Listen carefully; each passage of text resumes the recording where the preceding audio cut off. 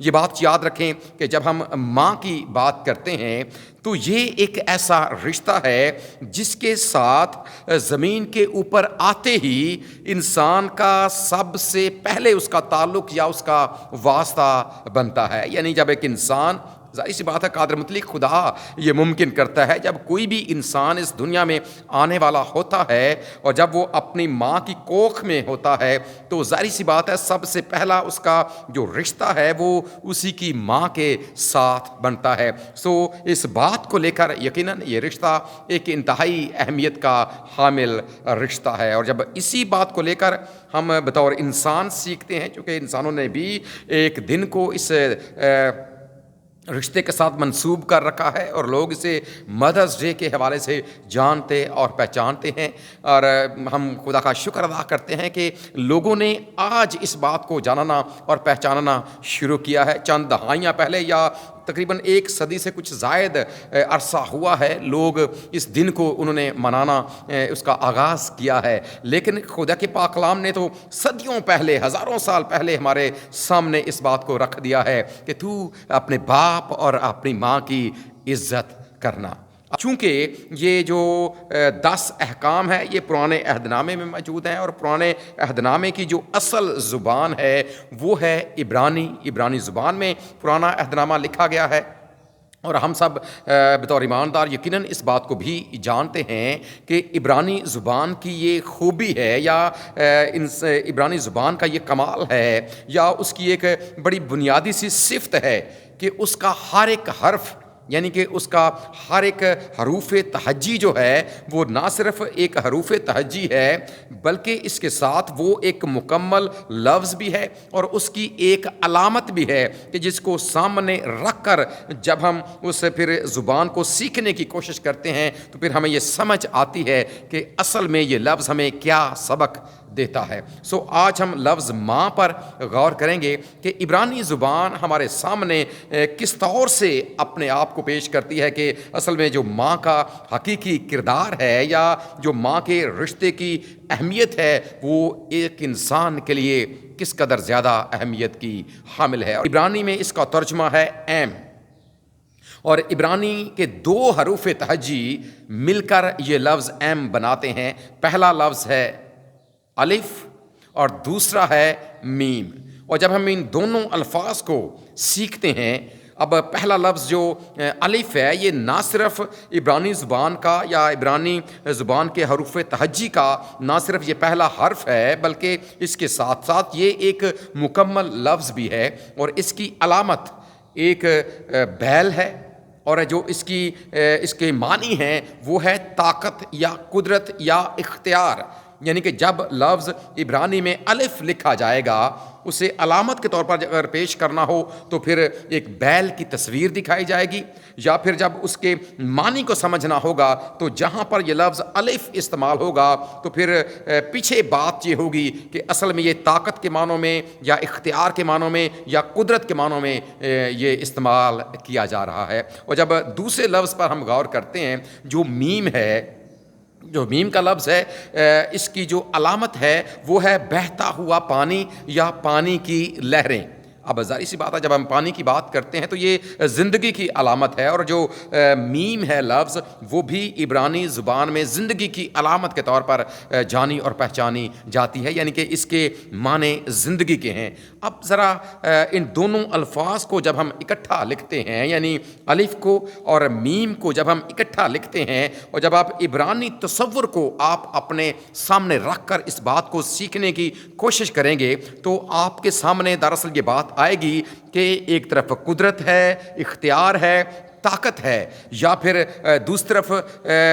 زندگی ہے اور زندگی کی علامت ہے. جب یہ دونوں لفظ یکجا ہوں گے یا ان دونوں کی تصاویر یکجا ہوں گی، یعنی کہ ایک طرف بیل کی تصویر لگا دی جائے گی اور ایک طرف بہتے ہوئے پانی کی تصویر لگا دی جائے گی، تو عبرانی زبان کے مطابق یا عبرانی ثقافت کے مطابق یہ سمجھا جائے گا کہ یہ پہلا لفظ ہے اور یہ 13واں لفظ ہے، یہ الف ہے اور یہ میم ہے. اور جب ان کے جو معنی ہیں یا ان کا جو مفہوم ہے جب اس کو سامنے رکھ کر بات کی کی جائے گی تو اصل میں یہ سمجھا جائے گا کہ ایک ایسی چیز کی بات کی جا رہی ہے یا ایک ایسے شخص کے حوالے سے بات کی جا رہی ہے جو طاقت بھی رکھتا ہے اور جو زندگی بھی رکھتا ہے. یعنی جب آپ دونوں الفاظ کو باہم اکٹھے لکھیں گے تو اس کا مطلب ہے ایک ایسی زندگی جو طاقتور ہے، یا ایک ایسا پانی جو ہمیں زندگی دیتا ہے یا جو ہمیں طاقت دیتا ہے. جو ماں کا معنی ہے عبرانی ثقافت میں اور عبرانی زبان کے مطابق وہ یہی ہے. جب آپ دیکھیں اسی بات کو آپ اپنے سامنے رکھ کر اگر آپ آج جدید سائنس کی روشنی میں بھی آپ اس بات کو جاننے کی کوشش کریں گے، جب آپ کسی بھی انسان کی پیدائش کی طرف جاتے ہیں، جب کوئی بھی انسان اپنی ماں کی کوکھ میں ہوتا ہے تو سائنس یہ بات ثابت کرتی ہے کہ اس کے چاروں طرف جو جھلی نما ایک چیز ہوتی ہے وہ پانی سے بھری ہوئی ہوتی ہے. اور وہ پانی صرف محض پانی نہیں ہوتا بلکہ اس پانی کے اندر وہ تمام تر لوازمات شامل ہوتے ہیں جو انسان کو زندگی دینے کے لیے کافی ہوتے ہیں. اسی بات کو سامنے رکھ کر دیکھیں قادر مطلق خدا نے ہزاروں سال پیشتر جب ابھی سائنس اس لحاظ سے ترقی اس نے نہیں بھی کی تھی تو بھی خدا نے اپنے پاک کلام میں ایسی باتوں کو انسان کو عقل، دانائی، فہم اور سمجھ دی تاکہ وہ ان باتوں کو سامنے رکھ کر جب بعد کے آنے والے زمانے میں جب تحقیق کی جائے تو یہ کس طرح بات ثابت ہو اور خدا کے پاک کلام کی سچائی کے اوپر مہر ہو. جب ایک انسان پیدا ہوتا ہے تو ظاہر سی بات ہے جو ایک ماں ہے وہ اپنی زندگی میں سے اپنے بچوں کو زندگی دیتی ہے. یعنی کہ وہ ایک بچے کو زندہ رکھنا اور زندگی میں آگے بڑھنے کے لیے جو سب سے بنیادی چیزیں ہیں وہ اس کی ماں مہیا کرتی ہے. اس کی ظاہر سی بات ہے پیچھے قادر مطلق خدا کی ذات ہے اوپر جو یہ ساری چیزیں ممکن بناتی ہے، لیکن زمین پر ماں کا رشتہ انسان کو یہ ساری چیزیں دے کر یہ بات ثابت ہوتی ہے کہ واقعی یہ رشتہ کس قدر اہمیت کا حامل رشتہ ہے. اور یہی وجہ ہے کہ جب یہ دونوں لفظ یکجا ہوتے ہیں، عبرانی میں لفظ ایم بنتا ہے، ہندی میں لفظ ماں بنتا ہے یا اماں بنتا ہے، تو پھر یہ اس بات کی علامت ہے کہ یہ ایک ایسا رشتہ ہے جو نہ صرف انسان کو زمین پر لانے کا ذریعہ اور وسیلہ بنا ہے بلکہ اس کے ساتھ اسے زندگی دینے کا ذریعہ اور وسیلہ بھی بنا. ہم اس بات کے لیے اپنے خدا کا شکر اور اس کی تعریف کرتے ہیں. اور عبرانی ثقافت کے مطابق ایک اور بات انتہائی اہمیت کی حامل ہے. اسی معاملے کو جب آپ سامنے رکھ کر سیکھنے کی کوشش کرتے ہیں اور عبرانی لوگ جب زندگی کی بات کرتے ہیں یا زندگی میں وہ خاندانی زندگی کی بات کرتے ہیں، جب وہ انسانی رشتوں کی بات کرتے ہیں تو وہ ظاہر سی بات ہے اس چیز کو بڑی اہمیت دیتے ہیں کہ جب ایک ماں کا رشتہ ہے، اب یہ دو الفاظ سے مل کر بنا ہے، ایک الف ہے اور ایک میم ہے. یعنی کہ ایک میں ایک جانور کی تصویر ہے، یعنی کہ جو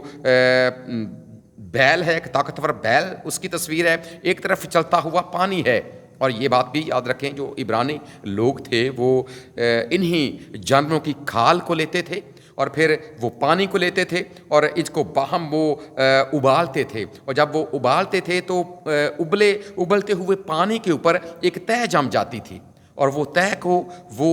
گوند کے طور پر استعمال کرتے تھے. اور گوند ظاہر سی بات ہے چیزوں کو جوڑنے کا ذریعہ اور وسیلہ بنتی ہے. اور اس طور سے وہ ماں کے رشتے کو لیتے تھے کہ دراصل جو ماں کا رشتہ ہے یہ باہمی خاندانی رشتوں کو آپس میں جوڑے رکھنے کا ایک وسیلہ اور ایک ذریعہ ہے. اور یہ بات ہمارے لیے یقیناً انتہائی اہمیت کی حامل ہے. اور آج بھی جو ایک حقیقی ماں ہے وہ خاندانی رشتوں کو کس طرح اپنے کردار سے، کس طرح اپنی گفتار سے، کس طرح اپنی قربانیوں سے وہ ان رشتوں کو آپس میں اکٹھا رکھنے کی کوشش کرتی ہے، یہ آج بھی بات سچ ثابت ہوتی ہے. اور یہ بات خدا کے پاک کلام کی سچائیوں کے اوپر ایک مہر بھی ہے کہ خدا نے یہ ایک ایسا رشتہ قائم کیا ہے. اور ہم یقیناً آج کے دن ماں کے رشتے کے لیے خدا کا شکر اور اس کی تعریف کرتے ہیں کہ قادر مطلق خدا ہی وہ خدا ہے جو ہمیں ماں جیسا رشتہ دیتا ہے. اور اس بات کو بھی ذہن میں رکھیں کہ ہم میں سے بھی کسی نے بھی اور اس دنیا کے کسی بھی انسان نے بھی کبھی بھی اس رشتے کا انتخاب خود نہیں کیا، نہ ہم اپنے باپ کا انتخاب خود کرتے ہیں، نہ ہم اپنی ماں کا انتخاب خود کرتے ہیں، نہ ہم اپنے حقیقی بھائی اور حقیقی بہن کا انتخاب خود کرتے ہیں۔ کون کس کا باپ ہوگا، کون کس کی ماں ہوگی، کون کس کا بھائی ہوگا، کون کس کی بہن ہوگی، یہ قادر مطلق خدا ہمارے لیے ممکن بناتا ہے۔ لیکن وہ یہ ضرور چاہتا ہے کہ ہم ان رشتوں کی قدر کریں، ہم ان رشتوں کی اہمیت کو جانیں اور پہچانیں، اور ہمیشہ اپنے خدا کا شکر اور اس کی تعریف کریں، اور خاص طور پر ماں جیسے رشتے کے لیے بھی ہم خدا کا شکر اور اس کی تعریف کرتے رہیں کہ ہمارا خدا یہ ممکن کرتا ہے کہ وہ ہمیں اس طرح کے رشتے دیتا ہے۔ اور یاد رکھیں، جب ہم اسی کے احکام کو سامنے رکھ کر، جب اس نے اپنے پاک کلام میں اس بات کا حکم دیا کہ تو اپنے باپ اور اپنی ماں کی عزت کرنا، اور جب یاد رکھیں ہم ایسا کرتے ہیں تو یاد رکھیں ایسا کرنے کی وجہ سے ہم اسی کے نام کو عزت اور جلال دیتے ہیں۔ اسی بات کو سامنے رکھتے ہوئے ایک پنجابی زبان میں ایک نظم میں نے تحریر کی ہے، لکھی ہے، وہ بھی آپ لوگوں کے گوش گزار کرتا ہوں، امید ہے یہ آپ کو پسند آئے گی۔ کیونکہ ہم نے عبرانی میں سیکھا کہ الف اور میم دو لفظ مل کر ماں جیسا رشتہ بناتے ہیں، سو جب ہم اسے پنجابی میں لکھتے ہیں، چونکہ بنیادی طور پر یہ لفظ جو ماں ہے یہ ہندی زبان کا لفظ ہے، اور یہ ہماری اردو زبان میں بھی استعمال ہوتا ہے، اور یہ ہماری پنجابی زبان میں بھی یہی لفظ استعمال ہوتا ہے، ماں۔ اور ہم اسی لفظ کو سامنے رکھ کر یہ سیکھیں گے کہ یہ لفظ ہمیں کیا سکھاتا ہے۔ پنجابی میں میں نے اس کو تحریر کیا ہے۔ قابل غور بات ہے جی کہ میم الف تے نون غنہ، چونکہ 3 حرف ہیں، ان سے مل کر یہ لفظ ماں بنتا ہے۔ میم الف تے نون غنہ 3 حرفاں نال بندی ماں۔ میم الف تے نون غنہ 3 حرفاں نال بندی ماں، یعنی کہ جو 3 لفظ ہیں یہ مل کر ایک لفظ ماں بنتا ہے۔ اب یہ لفظ ہمیں، یہ حرف ہمیں کیا سکھاتے ہیں، ہم اس بات کی جانب آتے ہیں۔ پہلا لفظ چونکہ میم ہے، اب جو میم ہے یہ ہمیں کیا سبق دیتا ہے؟ میم محبت نال پروچی۔ قابل غور بات ہے جی، میم محبت نال پروچی۔ پروچی ایک پنجابی کا لفظ ہے، اور اس کا مطلب ہے جب کسی چیز کے اوپر کوئی درخت ہوتا ہے نا، اس کے اوپر بہت زیادہ پھل لگا ہوا ہونا، تو کہا جاتا ہے کہ یہ جی پھل دے نال پروچیا پہ ہے۔